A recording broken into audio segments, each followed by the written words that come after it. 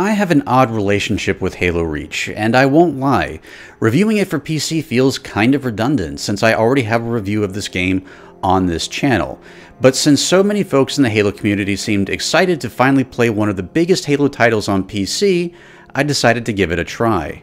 Despite the many flaws in the game, I have to admit that Halo Reach holds a special place in my heart. For one, it was the first Halo game where Bungie made Lazo and Mythic difficulties official via weekly challenges. It's also a game where I have something named after me tucked away in one of the missions. Give up? It's the Tyrant AA guns in the mission The Package.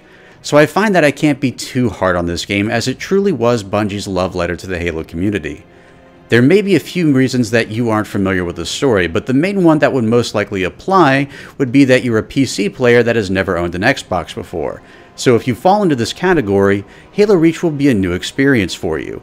As the title suggests, the game starts out on the now glassed planet of Reach, where the Covenant have a commanding victory over the UNSC. A lonely, cracked helmet is all you see in what used to be a thriving world. It then cuts to an earlier time where the helmet's wielder, known as Noble Six, joins Noble Team for the first time in order to help combat the rebel insurrectionists. However, both Noble Six and Noble Team as a whole are quick to learn that the threat being imposed on Reach isn't from the insurrectionists at all, but rather from the alien force known as the Covenant, and this is where your journey truly begins. You'll traverse through various areas and cities of the planet Reach, both on the surface and in space, as you battle against the looming Covenant threat. But as the game's tagline makes clear, from the beginning, you know how it ends. It's a losing battle, and a tragic one at that, becoming easily one of the grittiest Halo titles ever to be released. By itself, the story is fine. In fact, if we're looking at this as a standalone game, it's actually pretty fantastic. The music is always on point, and the graphics have been greatly improved since its original release. One of the main qualms I had about this game originally was the graphical style of it. There always seemed to be some sort of motion blur going on, and the screen itself always seemed to be kind of grainy. So I guess you could say that my biggest thumbs up for the latest iteration of the game is the graphical enhancements. Not only has it been re-released in 4K, but also that strange grain as well as the motion blur has been completely removed. The controls are a different story. By default, they're kind of wonky. A few keys have been mapped to the numbers, which no Halo PC game has ever done before. So I found myself having to remap the key bindings to something that felt a bit more comfortable. To this day, I'm still having trouble mapping the zoom feature. If I try to map it to the center mouse button, aka the scroller to be more precise, it only zooms in for about half a second before auto-zooming back out again, so this still needs a little fine-tuning. Other than that, the same problems I had with Halo Reach on the Xbox 360 still carry over to the PC. The colors are still a bit dull and bland in many places, and I get it, it's supposed to be gritty, but when I think of Halo, the two just don't seem to mesh well together. I like the bright colors that pop up off the screen. I like the borderline cartoony nature that is ultimately the graphical style of Halo. If I wanted to play something more gritty and monotone, I'd play Call of Duty, which in many respects, I feel like that's what Halo Reach was trying to be. Bloom is still an issue as well.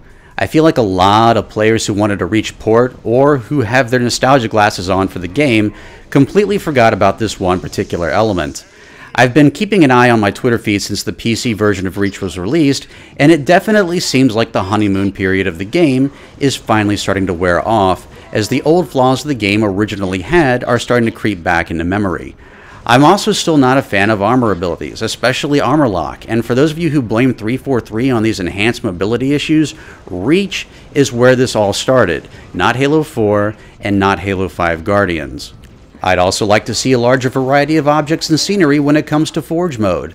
For as grand as Forge World is, it still feels a bit bland when all of the maps you come across are all green grass, blue skies, and gray structures. Even with the amount of love and creativity that goes into making these maps, they still feel a bit bland when compared to Halo 3. Now, I know what you're all thinking. You're thinking that I hate Halo Reach, and that just isn't true.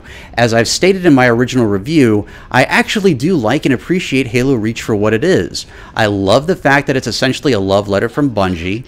I love the fact that there are a number of community shoutouts in the game, including my own, and I love how the campaign brings things to a full circle when it comes to the Halo saga. But regardless, it's still not my favorite Halo game, and even though the graphics have been immensely improved and there's now support for mods, I still feel like there are other areas of the game that could have been vastly improved as well. And this brings me to my final point. It costs $10 to download regardless if you are downloading it on Steam or on Xbox Live. I could at least in part understand this for the PC.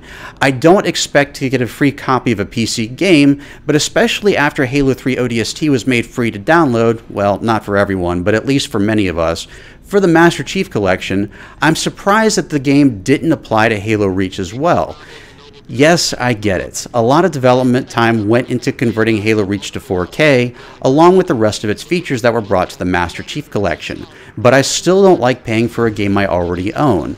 So for that, I'll say that Halo Reach PC is worth buying if you can find it on sale. So, Halo Reach for the PC. Have you played it? And if so, do you prefer it over the Xbox version, or the other way around?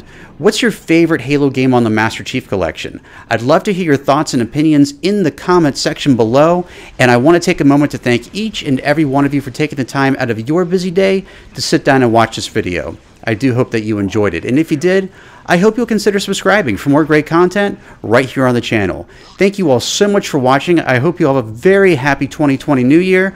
I'll catch you all right back here next time, and as always, I'm the Tyrant, signing off.